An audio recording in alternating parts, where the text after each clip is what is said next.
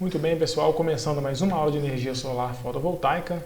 Nessa videoaula eu vou apresentar para vocês rapidamente os sistemas fotovoltaicos autônomos.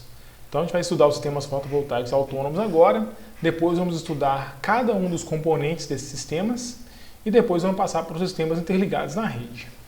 Então, começando aqui, os sistemas autônomos. Basicamente, pessoal, o sistema autônomo ou sistema isolado também é um nome utilizado para esse tipo de sistema. Eles são sistemas que geram energia elétrica, né, pela painel fotovoltaico, que a gente está acostumado a ver até agora. Só que esses sistemas não têm nenhuma ligação com a rede elétrica. Então, ou essa energia é utilizada ao mesmo tempo que ela é gerada, ou essa energia é armazenada de alguma forma para ser utilizada depois. Basicamente, esse é o sistema autônomo ou isolado. Atualmente existem diversas aplicações para esse tipo de sistema, mas o que a gente tem que dar mais ênfase é que geralmente se usa esse tipo de sistema quando não há uma rede elétrica disponível. Então, não é comum você ter, por exemplo, uma casa dentro de uma grande cidade que utiliza um sistema autônomo. Geralmente é mais barato e mais confiável você estar interligado na rede elétrica. Então nós vamos entender como é que funciona esse sistema e vocês vão acabar chegando nessa conclusão também. Então, falando aqui um pouco de algumas aplicações, tem algumas imagens aqui, eles vão passar por elas aqui aos poucos. Nós temos aqui aplicações de iluminação pública, sinalizadores e sensores marítimos, né, porque não teria como chegar um cabo ali para alimentar uma embarcação, então coloca ali um painelzinho fotovoltaico para alimentar um sensor, por exemplo. Existem algumas aplicações de utensílios portáteis também, por exemplo, alguns power banks, esses carregadores de celular, essas baterias extras, elas têm pequenas células fotovoltaicas que você pode deixar no sol para dar um pouco de carga nesses power banks. Algumas calculadoras também possuem pequenas células fotovoltaicas, aí nesse caso são bem pequenas mesmo, para carregar a bateria.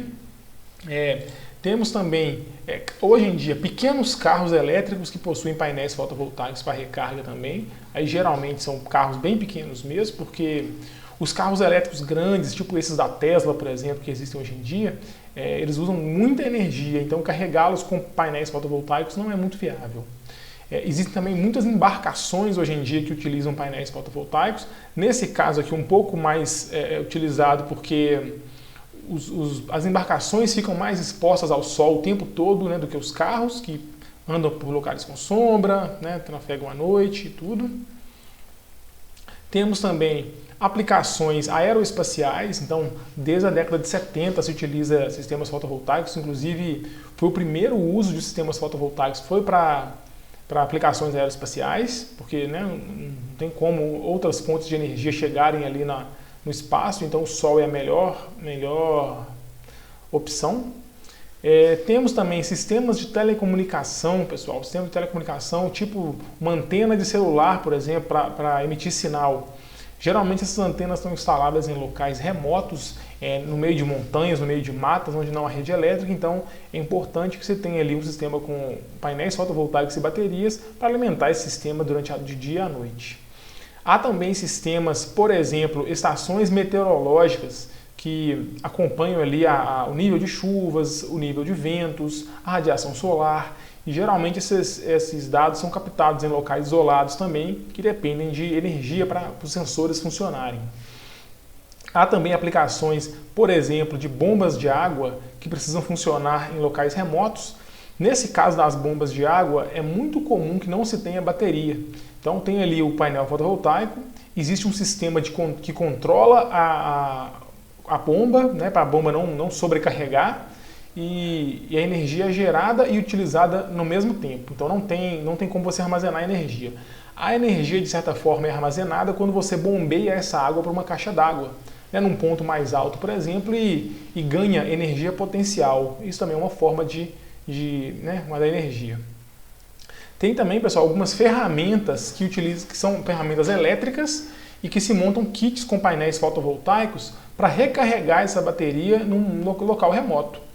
Como você está vendo aqui nessa imagem, tem um pessoal que trabalhando com uma ferramenta elétrica e já tem um painel fotovoltaico fazendo a recarga da bateria. Então, são inúmeras as aplicações e além das que estão aqui que faltou, é a aplicação para alimentar uma casa, por exemplo. É muito possível e muito fácil de se fazer hoje em dia a alimentação de uma casa com painéis fotovoltaicos, apesar de isso só ser comum em regiões isoladas. Então, como é que funciona o sistema fotovoltaico? Quais são os principais componentes? Então, nós vamos ter um painel fotovoltaico, que é o que converte energia solar em energia elétrica. Geralmente, esses painéis fotovoltaicos eles são pequenos, de 36 células apenas, porque a tensão contínua desses sistemas autônomos são tensões baixas, geralmente entre 12 e 48 volts, só que geralmente mais próximas ali de 24 a 12 volts. Sistemas de 48 volts não são tão comuns assim. Então, não adianta esses painéis terem tensões muito altas se a tensão do sistema é baixa.